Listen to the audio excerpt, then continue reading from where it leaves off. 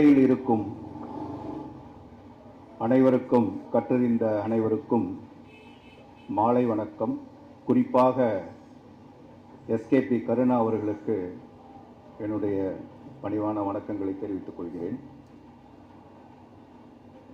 கீழே இந்த புரோகிராமை ரசித்து கொண்டிருக்கின்ற அனைவருக்கும் ஒரு மாலை வணக்கம் கூறி, என்னுடைய அந்த சில குறிப்புகள், புத்தகத்தினுடைய வாசிப்பினுடைய அனுபவம் எவ்வாறு இருந்தது என்பதை தங்களுக்கு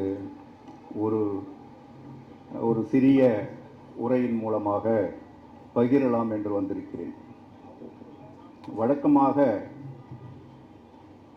நான் கணிதத்துறையை சேர்ந்தவன். உங்களுக்கு பெரும்பாலும் தெரியும், கணிதத்துறையை சேர்ந்தவர்கள் இது போன்ற ஒரு இலக்கிய படைப்புகளை வாசிப்பது என்பது மிகவும் குறைவாக இருக்கும். ஏன்னா நானும் அனுபவத்தில் நான் பார்த்துருக்கிறேன். இந்த வாசிப்பு அனுபவம் என்பது எவ்வாறு எனக்கு கிட்டியது, எப்படி இந்த சில குறிப்புகள் என்ற புத்தகத்தை வாசிக்க நேர்ந்தது என்பதை மட்டும் ஒரு சிறிய உரையாக கூறி விடைபெறலாம் என்று நினைக்கிறேன். வழக்கமாக நான் புத்தகங்களை இரவல் வாங்கி படிப்பதில்லை. புத்தகங்கள் எப்பொழுதும் நான் ஒரு புத்தகத்தை வாசிக்க விரும்பினால் அதை புதிதாக வாங்கி அந்த வாசனையை நுகர்ந்து படிப்பதுதான் என்னுடைய பழக்கம். படித்து முடித்த பிறகு நான் நிறைய புத்தகங்கள் வாங்குவோம். ஒரு 20-25 வருட காலமாக ஒவ்வொரு மாதமும் என்னுடைய அந்த மாதாந்திர சம்பளத்திலிருந்து ஒரு குறிப்பிட்ட தொகையை புத்தகங்களுக்காக நான் செலவழிப்பேன். அது என்னுடைய கணித புத்தகமாக இருந்தாலும் சரி, அல்லது இது போன்ற இலக்கிய தரம் வாய்ந்த புத்தகங்களாக இருந்தாலும் சரி, சில புத்தகங்களை நான் ஒவ்வொரு மாதமும் வாங்கி விடுவது என்னுடைய பழக்கம். புத்தகங்களை வாசித்த பிறகு அது புது புத்தகமாக இருந்தால் அந்த வாசனையை நுகர்தலே ஒரு பெரிய ஒரு வாசிப்புக்கான ஒரு முதல் மைல் கல்லாக நான் அதை எடுத்துக்கொள்வேன். வாசித்த பிறகு நான் ஒவ்வொரு புத்தகத்தையும் என்னுடைய அலமாரியில், அந்த வரவேற்பு அறையில் முன்னாடி வச்சிருப்பேன். வருகின்ற நண்பர்கள் அல்லது உறவினர்கள் புத்தகங்கள்லாம் நீங்கள் வாசிப்பீங்களா அப்படின்னு கேட்பது உண்டு. நான் உடனடியாக அடுத்து சொல்லுவேன், நீங்கள் அதை போய் பாருங்கள், அதில் எந்த புத்தகம் உங்களுக்கு பிடிச்சிருந்தாலும் நீங்கள் எடுத்துக்கங்க அப்படின்னு சொல்லி, அதுபோன்று பல புத்தகங்களை நான் என் நண்பர்களிடமும் என்னுடைய உறவினர்களிடம் நான் படிக்க கொடுத்திருக்கிறேன். அதுக்காக தான் என்னுடைய வரவேற்பறையிலே, என்னுடைய பெட்ரூம்லேயும் கொஞ்சம் கலெக்ஷன் வச்சுருப்பேன், வரவேற்பறையிலையும் கொஞ்சம் கலெக்ஷன் வச்சுருப்பேன். பாதிக்கு மேற்பட்ட புத்தகங்கள் இதுபோன்று என்னுடைய நண்பர்களுக்கும் என்னுடைய உறவினர்களுக்கும் வாசிக்க கொடுப்பதுதான் என்னுடைய பழக்கம். இந்த சில குறிப்புகள் ஒரு 20 வருடத்திற்கு முன்னதாக இது 78 வந்த புத்தகம். 78 அவர் எழுதி 81 வெளிவந்த புத்தகம். இந்த புத்தகம் ஒரு 20 வருடத்திற்கு முன்னதாகவே இந்த புத்தகத்தை நான் வாசித்தேன். அதற்கு பிறகு பல தடவை வாசிக்க நேர்ந்தது. இருந்தாலும் இப்பொழுது இந்த தலைப்பை கொடுத்து இது தொடர்பான ஒரு வாசிப்பு அனுபவத்தை பகிர்ந்து கொள்வதற்காக சொன்னார்கள். உடனடியாக இந்த புத்தகத்தை நான் ஆன்லைனில் பதிவு செய்து ஒரு 20 நாட்களுக்கு முன்னதாகவே வாங்கி மீண்டும் ஒரு மறுவாசிப்புக்கு உள்ளாக்கினேன் இந்த புத்தகத்தை. ஒரு அறிஞன் சொன்னதாக, யாரின் பேர் தெரியாது, ஒரு அறிஞன் சொன்னதாக எனக்கு ஞாபகம் வருகிறது. புத்தகங்கள் மட்டும் இல்லை என்றால் நான் என்றோ தற்கொலை செய்து கொண்டிருந்திருப்பேன் அப்படின்ட்டு ஒரு பெரிய ஒரு அறிஞன் சொன்னதாக எனக்கு ஞாபகம் வருகிறது. அதே போல போதும் என்று நொந்து உள்ளீர்களா, ஒரு புதிய புத்தகத்தை வாசியுங்கள் என்று இங்கர்சால் சொல்லியிருக்கிறான். ஸோ இந்த ஒரு இன்ட்ரோவோட நம்ம இந்த புத்தகம் தொடர்பான விஷயங்களை நான் பகிர்ந்து கொள்கிறேன். முதலில் இந்த வாய்ப்பை நல்கி கொடுத்த என்னுடைய நண்பரும் எழுத்தாளரும் ஆகிய பாவா செல்லத்துறை அவர்களுக்கு நான் நன்றி சொல்ல கடமைப்பட்டுள்ளேன். என்னை ஒரு தீவிர வாசிப்பிற்கு உட்படுத்தியதும் அவர்தான். ஸோ ஸோ அதற்காகவும் அவருக்கு இரண்டாம் முறை நான் நன்றி சொல்ல கடமைப்பட்டுள்ளேன். இந்த புத்தகத்தை எவ்வாறு எனக்கு இது படிக்கிறதுக்கான ஒரு அனுபவம் கிடைத்தது என்றால், ஒரு 20 வருடத்திற்கு முன்னால் ஒரு பவாவோட ஒரு மாலை நேரத்தில் ஒரு உரையாடி கொண்டு அந்த உரையாடலை முடிக்கின்ற தருவாயில் ஏதாவது ஒரு நல்ல புத்தகம் வாசிப்பதற்காக கொடுங்கள் அப்படின்னு கேட்டேன்.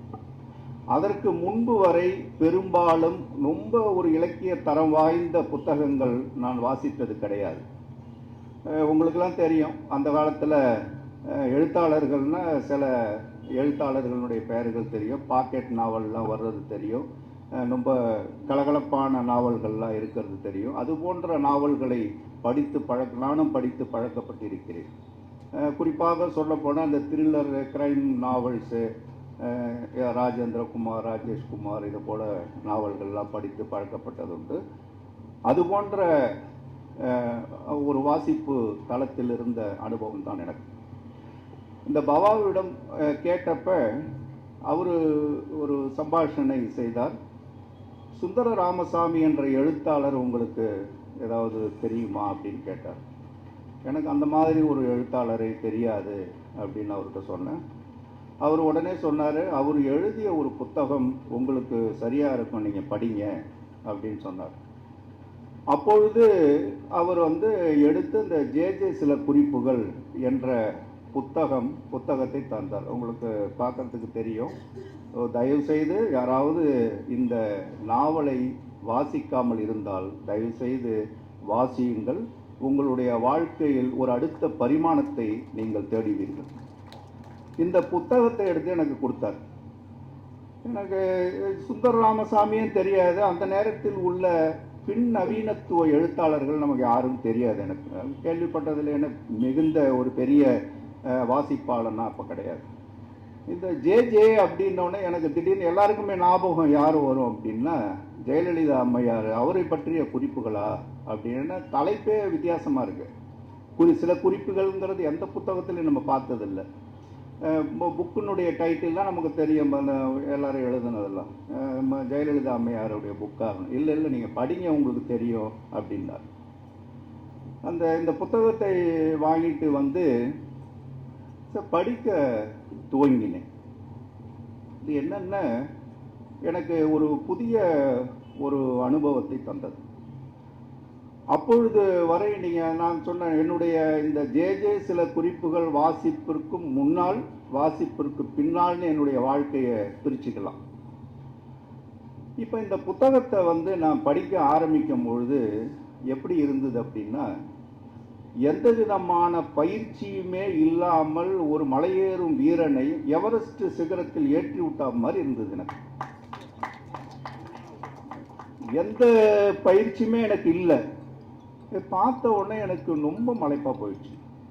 ஒரு சமதளத்தில் நடந்த ஒரு வாசிப்பாளனை ஒரு நெட்டுக்குத்த ஒரு ஏறி ஒரு செல்கின்ற மாதிரி என்னுடைய ஒரு மனநிலை எனக்கு அப்போ இருந்தது. ஸோ இருந்தாலும் பரவாயில்ல, மூச்சை பிடிச்சிக்கிட்டு நம்ம ஏறி பார்ப்போம். ஏன்னா நம்மளுடைய படிப்பறிவும் அனுபவ அறிவும் இதற்கு கை கொடுக்கும் என்று இந்த அந்த ஜே சில குறிப்புகள் அந்த புத்தகத்திற்கு உள்ளால் என்னால் செல்ல முடிந்தது. அப்போ இந்த புத்தகத்தை நான் எப்பொழுதுமே புத்தகத்தை ஒரே இதில் படிக்கிறது கிடையாது.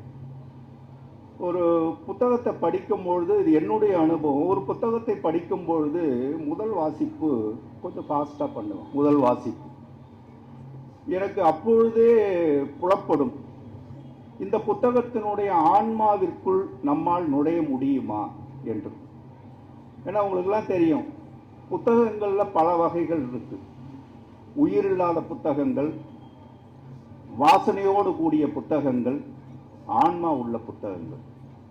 இந்த ஆன்மா உள்ள புத்தகங்கள் ஏதாவது ஒரு சில புத்தகங்களுக்கு அந்த மாதிரி ஒரு ஆன்மா இருக்கும். அது நம்மளுடைய ஆன்மாவையும் பிடித்து இழுத்து கொள்ளும்.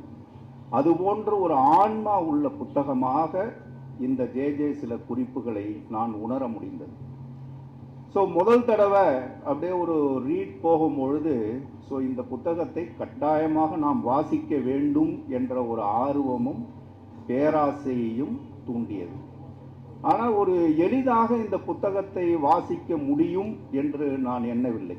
ஏன்னா அந்த புத்தகத்தில் இருக்கக்கூடிய விஷயங்கள் அந்த மாதிரி ஒரு எளிதாக நம்மளால் வாசிக்க முடியுமா என்று பல தடவை என்னால் அந்த ஒரு முதல் ரீடு, ஒரு ஃபாஸ்ட் ரீடு, ஒரு அப்படியே ஒரு ரஷ் த்ரூ பண்ணும்பொழுது ஒரு தெளிவில்லாத நிலை முதல்ல எனக்கு தெரிந்தது.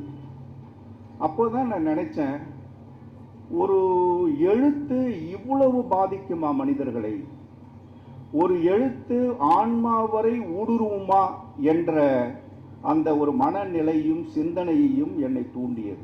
அதற்கு முன்னாடி வரைக்கும் ஒரு சாதாரணமாக ஒரு எழுத்துனா சிரிச்சுக்கிட்டு ஏதோ ஒரு வீட்டில் பொங்கி திங்கிறாங்க, 2 பேரும் சண்டை போட்டுக்கிறாங்க, சிரிக்கிறாங்க, இல்லை ஏதோ ஒரு பிரிஞ்சு போகிறாங்க, இந்த மாதிரி தான் நம்ம படிச்சிருப்போம். அதிலிருந்து விடுத்து வேறொரு தளத்திற்கு, ஒரு அறிவார்ந்த தளத்திற்கு, ஒரு நவீனத்துவமான ஒரு நாவலை படிக்க தோன்றியது இந்த நாவல் முதல் நாவலாக எனக்கு இருந்தது. இதில் வழக்கமாக நமக்கு நாவலினுடைய கட்டமைப்பு எப்படி இருக்குன்னு தெரியும். உங்களுக்கு சுந்தர ராமசாமி அதுக்கு பிறகுதான் நம்ம ஒன்றாக ஆராய்ச்சி மனப்போக்குடன் இந்த எல்லாத்தையும் நம்ம ஆராய தோன்றியது. சுந்தர ராமசாமி என்பவர் எப்படிப்பட்டவர், எங்கிருந்து வருகிறார், அவருடைய பின்புலம் என்ன, என்னென்ன நாவல்கள்லாம் எழுதியிருக்கிறார், அவருடைய நாவல்களில் ஏதாவது காமனாக ஏதாவது இருக்குதா, இதையெல்லாம் ஒரு ஆராய்ச்சி மனப்பான்மையோடு அவர் எழுதிய அனைத்து நாவல்களையும் படித்தேன். நாவல் மட்டும் இல்லை, சிறுகதைகள் 120 சிறுகதைகள் எழுதியிருக்கிறார். எல்லா சிறுகதைகளையும் படித்தேன். அவர் ஆராய்ச்சி புத்தகங்கள்லாம் எழுதியிருக்கிறார், அதையும் நான் படித்தேன். அவரை பற்றி நினைவென்னும் நதியில் என்று ஜெயமோகன் எழுதி, அவர் இறந்து அவரை எரியூற்றுறதுக்குள்ளார அவர் எழுதிய ஒரு புத்தகம் 250 புத்தகம். ஜெயமோகன் புக்கு எழுதினா உங்களுக்கு தெரியும், 1000 பக்கங்களுக்கு குறைவில்லாமல் எந்த புக்கும் இருக்காது அவருடைய புத்தகம். நினைவென்னும் நதியில் என்ற அந்த புத்தகமும் முழுமையான சுந்தர ராமசாமியை பற்றி முழுமையாக தெரிந்து கொள்ள வேண்டும் என்ற முனைப்பில் அந்த புத்தகத்தையும் படித்தோம். படித்த பிறகு ஒரு சுந்தர ராமசாமி என்று நான் பார்த்தது கிடையாது. எவ்வாறு இருப்பார், இந்த இலக்கியம் அறிவு சார்ந்த தளத்தில் அவருடைய பிம்பம் எவ்வாறு இருந்தது என்பதை என்னால் ஓரளவு உட்கிரிக்க முடிந்தது. அவருடைய எழுத்துக்களில் எல்லாம் ஒரு நையாண்டித்தனம் இருக்கும். நீங்கள் பார்த்தீங்கன்னா தெரியும். அந்த நையாண்டித்தனம் இல்லை என்றால் அவருடைய எந்த புத்தகத்தையும் நம்மளால் வாசிச்சிருக்கவே முடியாது. அந்த நையாண்டித்தனம் தான் துவக்கத்திலிருந்து கடைசி வரைக்கும் நமக்கு அவருடைய அந்த அறிவு சார்ந்த புத்தகங்களை வாசிப்பதற்கான ஒரு இடம் கொடுக்கப்பட்டது. இந்த புத்தகத்தில் பார்த்தீங்கன்னா வழக்கமான கதை புத்தகம், இது கதை புத்தகம் தான், இது ஒரு கதை புத்தகம் தான். சில குறிப்புகள்னு போட்டிருந்தாலும் இது ஒரு நவீனம் தான், புதினம் நவீனம்னு சொல்கிறோம் இல்லையா, ஒரு கதை தான். ஆனால் வழக்கமான கதையில் நமக்கு தெரியும் என்ன இருக்கும், கதாபாத்திரங்கள் இருக்கும், அவங்க பேசுறது இருக்கும், இது போன்ற அமைப்புகள் இருக்கும், குரோனாலஜிக்கலாக இருக்கும், வரிசையாக இருக்கும். ஆனால் இந்த புக்கில் பார்த்தீங்கன்னா அந்த மாதிரியான எந்த கதை அம்சமே கிடையாது, ஒரு கதையே கிடையாது. இதில் ஒரு கதை என்று ஏதும் இல்லை, ஆனாலும் ஒரு கதையை உள்ளடக்கி இருக்கிறது. கதை இல்லைங்கிறது என்னென்ன, வழக்கமான பாணியில் எழுதக்கூடிய கதை என்று நினைத்து கொண்டு இந்த புத்தகத்தை திறந்தீர்களானால் அல்லது வாசிப்பிற்கு உள்ளானினால் ஆனால் நீங்கள் கட்டாயமாக ஏமாந்து போவீர்கள். இதில் அது போன்று ஒரு குடும்ப கதையோ, மூக்க சிந்தி போடுறதையோ, கண்ணிலிருந்து மாலையாக கண்ணீர் வரக்கூடிய கதையோ அல்ல. இது ஒரே ஒரு நம்மளுடைய உறுப்புக்கு மட்டும் ஒரு தீனியாக இருக்கும். நம்மளுடைய மூளை செயல்திறனையும் நம்மளுடைய இலக்கியம் சார்ந்த வாழ்வையும் அடுத்த ஒரு தளத்திற்கு கொண்டு கட்டாயமாக சேர்க்கும் என்ற ஒரு பெருமிதம் நமக்கு இருக்கும். நானும் ஜே சில குறிப்புகள் புத்தகம் படித்திருக்கிறேன் என்று மாறுதட்டி கொள்ளலாம். ஏனென்றால் இந்த புத்தகமானது இந்த தமிழ் இலக்கிய படைப்புகளுக்கு ஒரு நவீனத்துவத்திற்கான ஒரு திறவுகளாக இருந்தது என்றுதான் நாம் சொல்ல வேண்டும். அவ்வளவு ஒரு செறிவூட்டிய ஒரு படைப்பு. இந்த வழக்கமான பாணியிலிருந்து இது மாறுபடுகிறது. இது எப்படி நம்ம சொல்லலாம் அப்படின்னா, எனக்கு படிக்கிறதுக்கு கொஞ்சம் சிரமமாக இருக்குது. எப்படி சொல்லலாம்னா, அந்த ஜெயிலர் படத்தில் ரஜினி சொல்லுவார், உன்னை கண்டம் தண்டமாக வெட்டி போட்டு களைச்சி போட்டுடுவேன், அதை ஒன்றா சேர்க்கறதுக்கு ஒரு 10 நாள் ஆகும். அதை மாதிரி தான் கண்டம் துண்டமாக வெட்டி இந்த கதையை களைச்சி போட்டிருப்பார். அதுதான் நமக்கு இதில் கஷ்டம். எந்த குரோனாலஜிக்கல் ஆர்டரும் இதில் இருக்காது. யார் முன்னாடி பேசுகிறா, யார் பின்னாடி பேசுகிறா, இந்த மாதிரி கொஞ்சம் அசந்தம்னா கூட அந்த எவரெஸ்ட் சிகரத்தில் போகிறோன்னு சொல்கிறோம்ல, மீண்டும் சமதளத்துக்கு வந்துடும். மீண்டும் ஏறக்கூடிய பயிற்சியை நாம் எடுத்தாக வேண்டும். ஆகவே இந்த கதையை வாசிப்பது என்பது ஒரு கைத்தில், நம்ம அந்த ஒரு இதெல்லாம் ஆடுவாங்கள்ல, ஒரு கைத்தில் நடந்து போவாங்கள்ல, அதை மாதிரி ஒரு கைத்தில் நடந்து போகக்கூடிய வித்தையை இதை படித்து முடிச்சிட்டோம் வெற்றிகரமானா, ஒரு கைத்தில் நடந்து போகக்கூடிய வித்தையை நம்மால் உணர முடிகிறது. மேலும் இந்த புத்தகத்தை வாசித்தால் எப்படிப்பட்ட புத்தகத்தையும் நம்மால் வாசிக்க முடியும், ஒரு தேர்ந்த வாசிப்பாளனாக நீங்கள் ஆக முடியும் என்பது தெள்ள தெளிவு. மேலும் அவர் சொல்றாரு, என்ன சொல்றாருன்னா, இது வழக்கமான கதை, வழக்கமான நவீனம் இது கிடையாது. அப்போ கட்டாயமாக உங்களுக்கு தெரியும், கிரிட்டிசிசம் வரும், கண்ணாமண்ணான்னு திட்டுவாங்க. நீங்கள் பார்த்தீங்கன்னா தெரியும், இந்த கதைக்கென்று அதிகமான கிரிட்டிசிசம் வந்த ஒரு நவீனம் என்றால் அது இந்த ஜே சில குறிப்புகள் தான். இது புத்தகமே கிடையாது, நவீனமே கிடையாது. இது ஒரு ஆராய்ச்சி குறிப்பு வழக்கமாக எழுதுவாங்கள்ல, அந்த மாதிரி ஒரு புத்தகம், இது ஒரு நவீனம் கிடையாது என்று பல கிரிட்டிசிசம் வந்திருக்கு. அதுக்கு இல்லைன்னு ஒரு மறுமொழியெல்லாம் கூட ஜெயமோகன்லாம் கொடுத்துருக்கிறாரு. நான் அந்த மொத்த பிளாக்கையும் படிச்சு இது தொடர்பான மொத்தத்தை நானும் ஆராய்ச்சி பண்ணேன். அது ஜெயமோகன் ஒரு எதிர்மறுப்பும் கொடுத்துருக்காரு, இல்லை அப்படி. அடுத்தது, இது காப்பி அடித்த புக்கு அப்படின்னு சில பேர் சொன்னாங்க. இது எல்லாம் இலக்கிய தளத்தில் கட்டாயமாக வரக்கூடிய ஒன்று தான் இது. அது எல்லாரும் எல்லா இதில், ஆனால் அதுக்கு ஒரு மறுமொழி அவரே அந்த புத்தகத்தில் கொடுத்துருக்கிறார், சுந்தர ராமசாமி. பாருங்களேன், என்னென்ன, உருவங்களை நிரப்பினால்தான் படைப்பா. உருவங்கள்னா தெரியும் உங்களுக்கு, உருவங்கள் நிரப்பினால்தான் படைப்பா அப்படின்னா அந்த கதாபாத்திரங்கள், இந்த கதாபாத்திரங்களை மட்டும் வச்சுக்கிட்டு எழுதுறது தான் கதையா? உண்மைக்கு புதிய பரிமாணத்தை ஏற்றும் சிந்தனையின் பீரிடும் தெரிப்புகள் படைப்பின்றி வேற என்ன? ஸோ இதுவும் ஒரு கதை தான். வெறும் கதாபாத்திரங்களை வைத்து நிரப்பிக்கொண்டு ஒரு வீடும் ஒரு அழுகை குரலும் இது போன்ற விஷயங்களை மட்டுமே வைத்து எழுதுகின்ற படைப்புகள் தான் படைப்புகளா? இல்லை, நான் எழுதுவதும் படைப்பே என்று அவர் தன்னை நிலைநிறுத்திக் கொள்கிறார். ஏன்னா அவருக்கு தெரியும், சுந்தரசாமி ஒரு பெரிய அறிவார்ந்த ஒரு எழுத்தாளர், இந்த மாதிரி கிரிட்டிசிசம்லாம் வரும், இதையும் எடுத்துக்கொள்ளுங்கள், இது ஒரு நவீனம்தான் என்று அவரே அந்த எழுத்தில் உள்ளார அந்த ஜே சில குறிப்புகள் புத்தகத்திலேயே அவர் குறிப்பிடுகிறார். இது போன்ற எழுத்துக்கள் எல்லாம் மேலை நாடுகளில் வந்திருக்கின்றன. மேலை நாட்டு இலக்கியங்களில் இது போன்ற நாவல்கள் எல்லாம் வந்திருக்கிறது. இங்கு ஒரு புது மாதிரியான இந்த நாவலை பார்த்தவுடன் இந்த மாதிரி கிரிட்டிசிசம்லாம் வருங்கிறது அவரே சொல்லியிருக்கிறார். அடுத்தது,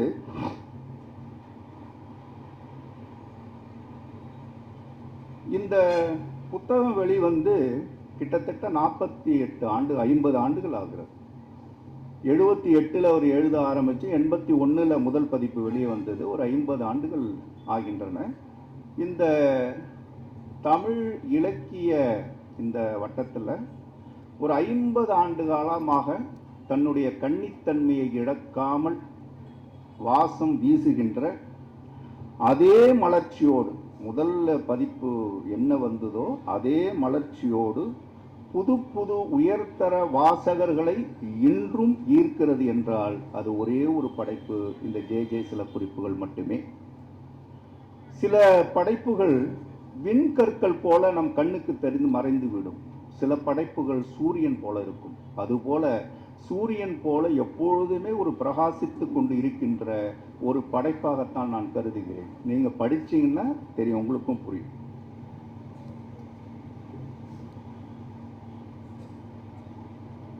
அடுத்து இதுல புரியாது, பல இடங்கள்ல புரியாது.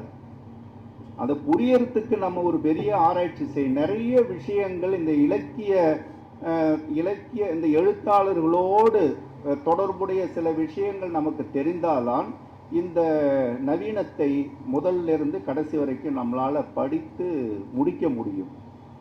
அப்படி இது புரியாது. அதுக்கும் அவரே ஒரு சொல்யூஷன் உள்ளார சொல்றாரு. நீங்க என்னென்னலாம் தேவைன்னு நினைக்கிறீங்களோ எல்லாமே இதுல இந்த புக்லயே இருக்கும். அதுல சொல்றாரு, புரியாத எழுத்தில் 2 வகை உண்டு. புரியாத எழுத்தில் 2, இது எல்லாமே உள்ளார அந்த கதையிலேயே இதெல்லாம் வரும். அவருடைய அந்த வியாக்கியானங்கள்லாம் அந்த கதையில வரும். புரியாத எழுத்துக்கள் 2 உண்டு.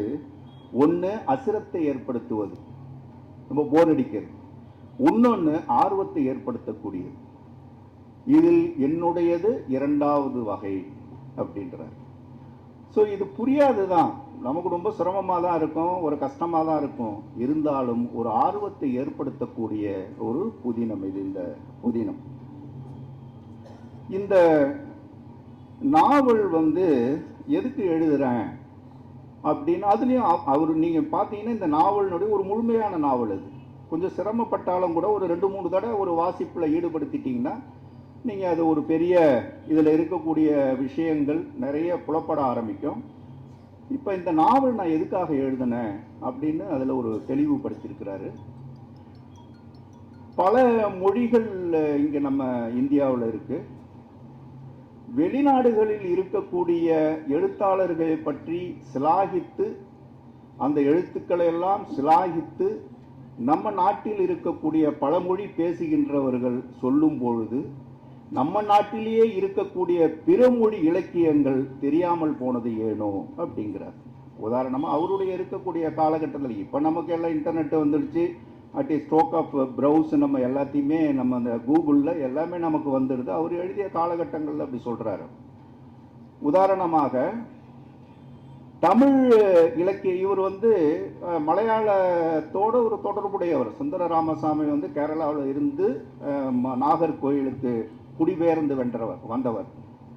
அப்போ மலையாள பின்புலமும் இவருக்கு இருக்கு, தமிழ் பின்புலமும் இருக்கு. ஆனால் மலையாளத்தில் நீங்கள் பார்த்தீங்கன்னா தமிழில் ஒரு புதுமைப்பித்தன் இருந்ததாக, ஒரு எழுத்தாளன் புதுமைப்பித்தன் இருந்ததாகவே அங்கே தெரியாது அப்போ.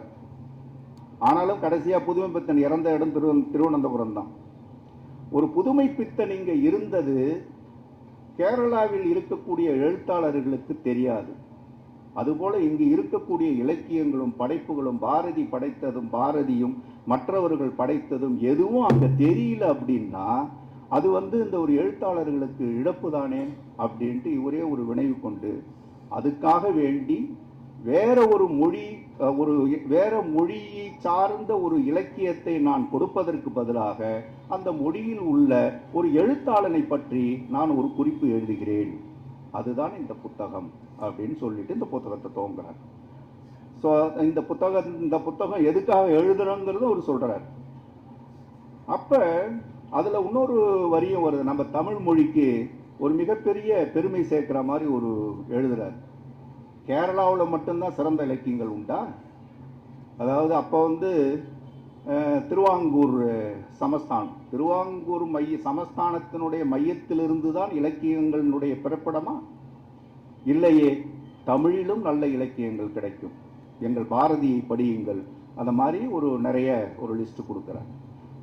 ஆகவே இந்த மலையாளத்தில் கேரளாவில் இருக்கக்கூடிய ஒரு எழுத்தாளனை பற்றிய ஒரு கதையாகத்தான் இதை கொடுக்கிறார். ஸோ வேற பிறமொழி எழுத்துக்களை நாம் வாசிக்க வேண்டும், பிறமொழி எழுத்தாளர்களை நாம் தெரிந்து கொள்ள வேண்டும். ஏன்னா வெளிநாட்டில் இருக்கக்கூடிய எழுத்தாளர்களை பற்றி சிந்திப்பவனுக்கு பிறமொழி எழுத்தாளர்களை பற்றி தெரிவதில்லை. அதிலே சொல்றாரு, அமெரிக்காவினுடைய லிட்ரேச்சரை பற்றி ஒரு பிஹெச்டி பண்ணின ஒருத்தவன் நம்மள்கிட்ட கேட்குறான், தமிழில் கவிதைகள்லாம் எழுதுவாங்களா அப்படின்னு கேட்பதாக இதெல்லாம் இப்படி சொல்கிறார். அதனால் அதை இன்னொன்று சொல்கிறார், மனிதர்களுக்கு இடையே சுவர்கள் மொழிகளாகும் அப்படின்னு. மொழிகள் தான் மனிதர்களை பிரிக்கக்கூடிய சுவர்கள். அந்த சுவர்களை உடைத்து எறிவதற்கான ஒரு சிறு உபாயத்தை நான் இந்த புக்கில் சொல்கிறேன் என்றார். இது இந்த நாவலை ஆரம்பிக்கிறப்பயே நீங்கள் அதை ஏற்கனவே சொல்லியிருக்கேன், நாவலில் நிறைய நையாண்டி, கிண்டல், அது நீங்கள் படிச்சீங்கன்னா ரொம்ப வாய் விட்டு சிரிக்கலாம், ரொம்ப சந்தோஷமாக இருக்கும். எல்லாம் யாரை திட்டுவார்? எல்லாம் எழுத்தாளர்களை தான் திட்டுவார் அவர். உங்களுக்கு தெரியும் அந்த எழுத்தாளரில் யார் பேர் கூட நீங்கள் ஐடென்டிஃபை பண்ணிக்கலாம், அதை நீங்கள் படிச்சீங்கன்னாவே தெரியும். அது பொது வெளியில் நம்ம சொல்ல வேண்டிய அவசியம் இல்லை, அதில் படிச்சீங்கன்னா தெரியும். ஒரு இடத்துல வந்து நான் வந்து ஒரு எழுத்தாளர் பற்றி சொல்கிறப்ப அவருக்கு வந்து புனைப்பெயர் வந்து சிங்கம், அவர் சிங்கம் மாதிரி கர்ஜிப்பார். இப்போ உங்களுக்கு தெரியும் யாரை பற்றி சொல்லியிருப்பார்.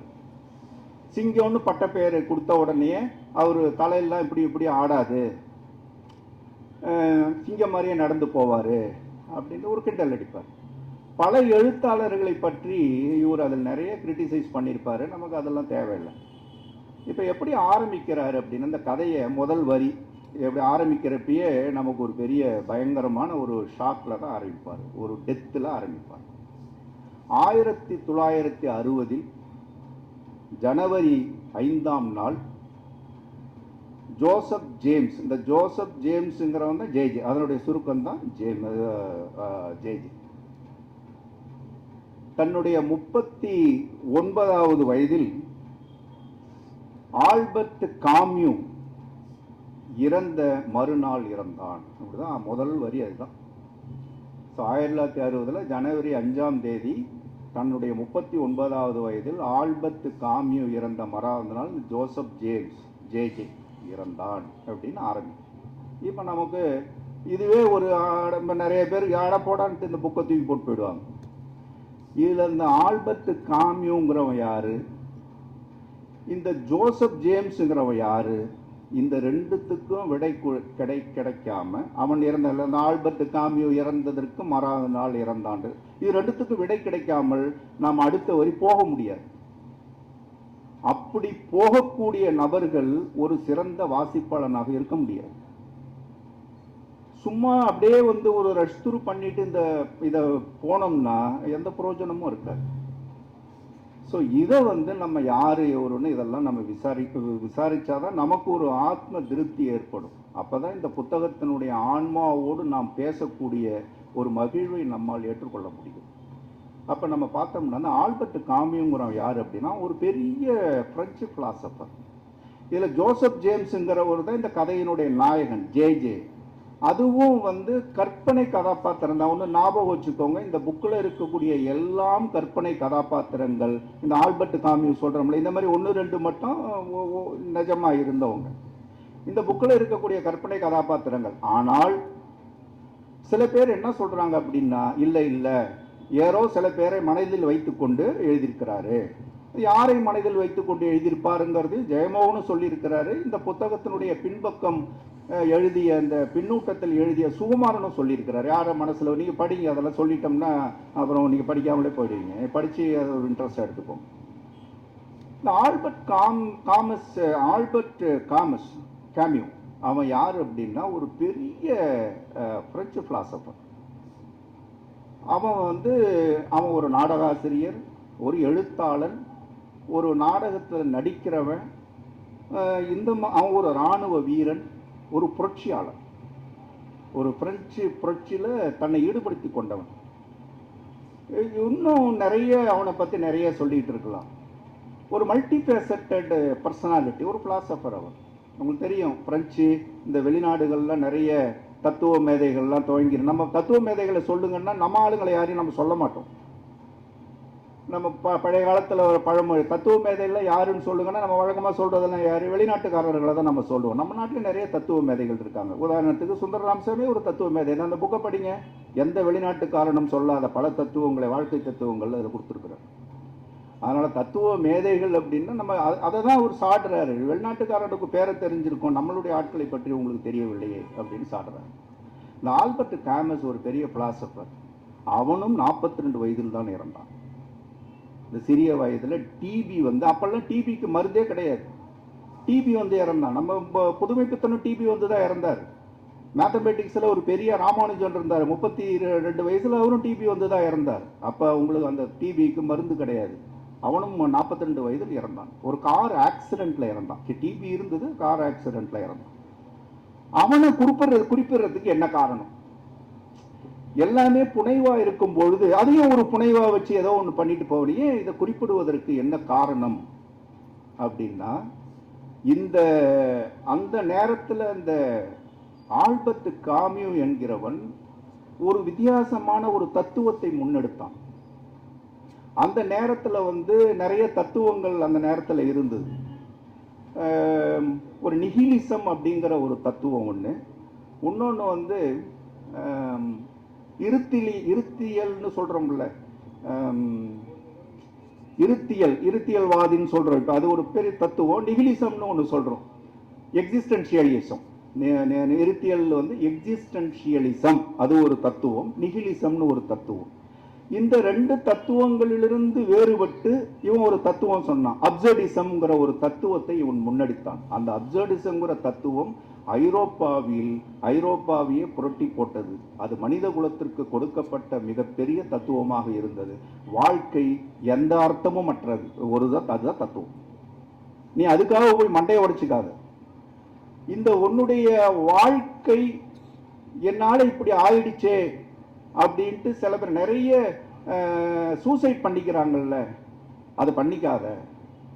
வாழ்க்கையை ஒரு பெருசா எடுத்துக்காத. அதாவது அவன் நெகட்டிவா எடுத்துக்க சொல்லல, வாழ்க்கை எதுவுமே கிடையாது அப்படின்னு எடுத்துக்காத.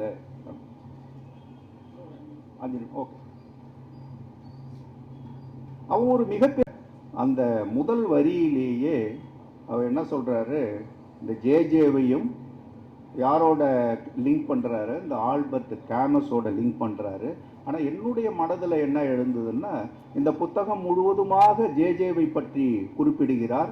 அந்த ஜேஜேவினுடைய குணநலன்கள் ஆல்மோஸ்ட் இந்த ஆல்பர்ட் காமியூவை ஒத்திருக்கின்றன என்று நான் நினைத்து போகிறேன். ஆனால் வேற ஆட்கள் எல்லாம் வேற மலையாளத்தில் இருக்கக்கூடிய சிஜே தாமஸ் என்ற ஒரு மிகப்பெரிய தொழிற்சங்கவாதியை வைத்துதான் இவர் எழுதியிருப்பார் என்று சொல்கிறார்கள். எனக்கு என்னமோ ஒரு நெருடல் இருந்தது.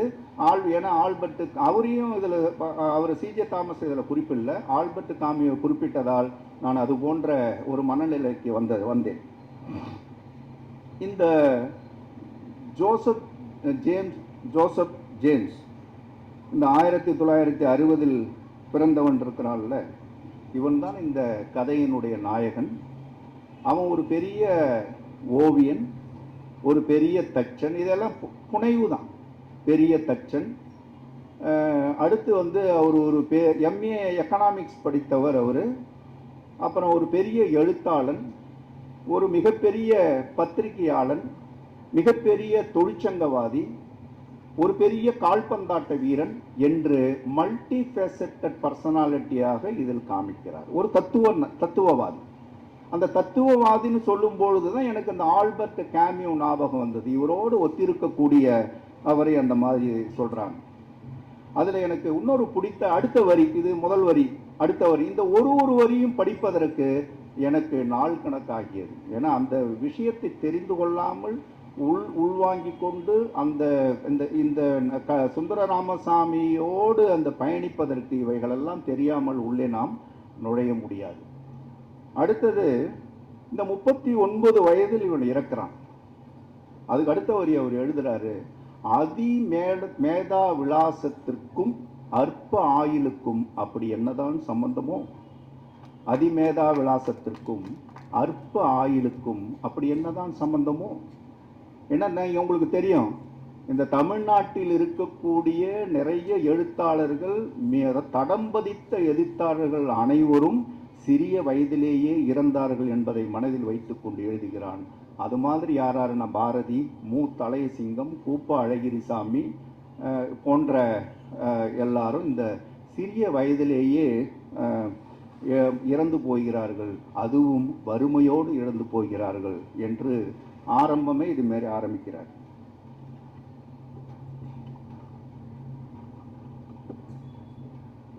இந்த அவர் சொல்றாரு, வறுமையும் எழுத்தும் எப்போதும் ஒன்னாதான் இருக்குது அப்படின்னு சொல்லிட்டு, அதுவும் அவருக்கு அதை ஒன்று சொல்றாரு. இந்த வறுமை இருக்குது, ஆனா அதை உதறி தள்ளிவிட்டு அடப்போங்க, இந்த எழுத்தாவது அந்த வறுமையிலிருந்து விடுபடுவதற்கு இந்த எழுத்து ஒரு தடையா இருக்குதுன்னா தூக்கி போட்டுட்டு நான் வேற வேலையை பார்த்துட்டு போயிடுவோம், மூட்டை தூக்கிறதுக்கு கூட காசு கிடைக்கும், இந்த எழுத்துனால எனக்கு என்ன கிடைக்கும் அப்படிங்கிறது.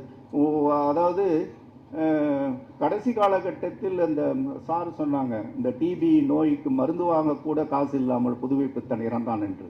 அதை மாதிரி வேற ஒரு எழுத்தாளர் தன்னுடைய மகள் திருமணத்திற்கு பைசாவே இல்லாமல் மகள் திருமணத்தை முதல் நாள் இரவு வரைக்கும் காசு இல்லாமல் எவ்வாறு திருமணத்தை நடத்துவது என்று ரொம்பவும் சிரமப்பட்டு போனார். வேற்று மொழி எழுத்தாளர்கள் கொடுத்தார்கள் என்று பதிவு செய்கிறார். அதில் இங்கே தமிழ்நாட்டிலேருந்து ஒரு எழுத்தாளர் மட்டும் ஏதோ ஒரு 1000 ரூபா கொடுத்தாரு அப்படின்னு. ஆனால் இவர் சொல்கிறாரு, ஏன் வறுமையிலையும் எழுதிக்கிட்டு தான் இருக்கிறாங்களே, அதுக்கும் ஒரு பதில் சொல்கிறாரு. சில பறவைகள் மட்டும் சூரியனை நோக்கியே பறந்து செல்கின்றன. தன் முன் செல்லும் பறவைகள் கருகி விழுவதை கண்ணால் கண்டும் அதிக வேகமாக பறக்கின்றன. சூரியனை நோக்கி சில பறவைகள் மட்டும்தான் செல்கின்றன. பின்னால் செல்கின்ற பறவைகள் பார்க்கின்றன, அந்த சூரியனுடைய அந்த ஒளியில் கருகி வீழ்கின்றன.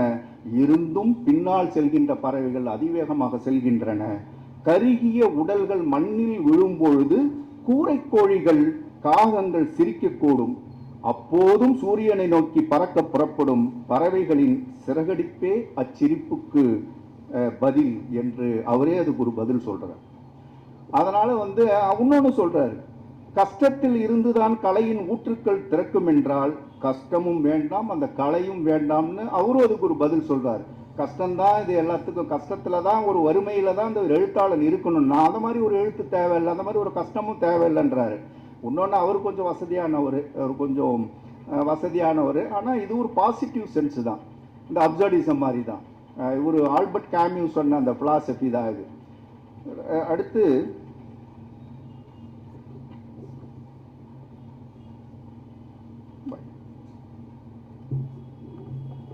ஒரு எழுத்தாளன் எவ்வாறு இருக்க வேண்டும் அதுக்கும் அதில் பதில் சொல்றாரு.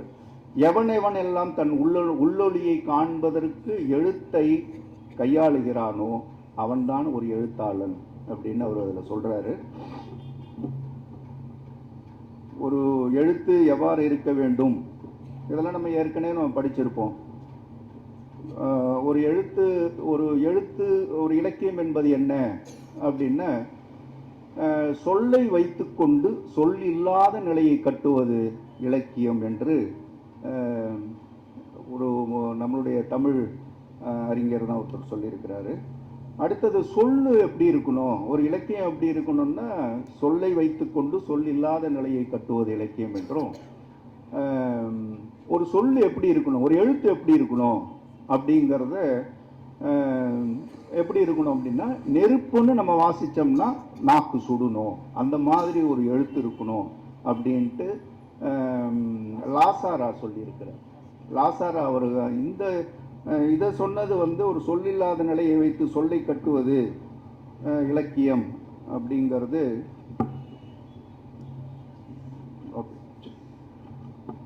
ஸோ இது நேரத்தினுடைய அருமையை கருதி என்னுடைய உரையை நான் நிறைவு செய்கிறேன்.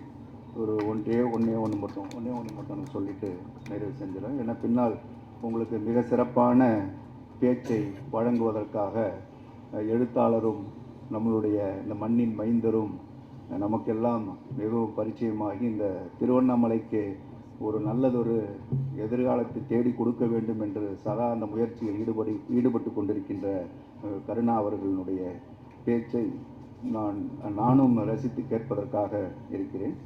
அதில் ஒன்று இந்த புக்கை படித்ததுனால எனக்கு என்ன கிடைச்சிது அப்படின்னா, எனக்குள்ளார ஒரு ஆன்மா இருந்ததை உணர்ந்து கொண்டேன். அப்போதான் எனக்கு நினைச்சேன், என்னடா அடைச்ச 40 வருஷமா இந்த ஆன்மா இல்லாமலாம் வாழ்ந்திருக்கிறோம் அப்படின்னு. ஸோ அதற்கு பிறகுதான், இந்த புத்தகத்தை வாசித்த பிறகுதான் தீவிர இலக்கிய வாசிப்பாளனாக மாறினேன். எல்லா புத்தகங்களையும் கிட்டத்தட்ட அந்த பின் நவீனத்துவத்தில் எழுதியிருக்கின்ற மிகச்சிறந்த புத்தகங்களை எல்லாம் வாசிக்கக்கூடிய அந்த அனுபவம் கிடைத்தது. அந்த அனுபவத்தை எனக்கு, இந்த வாசிப்பினுடைய துவக்கத்தை எனக்கு வழங்கிய பவாவுக்கு மீண்டும் ஒரு முறை நன்றியை கூறி, இது நேரம் வரைக்கும் ரொம்ப பொறுமையாக கேட்டுக்கிட்டு இருந்த வாசக பெருமக்களுக்கும் என்னுடைய சிரம் தாழ்ந்திய நன்றியை கூறி இடம் சாருகிறேன். நன்றி, வணக்கம்.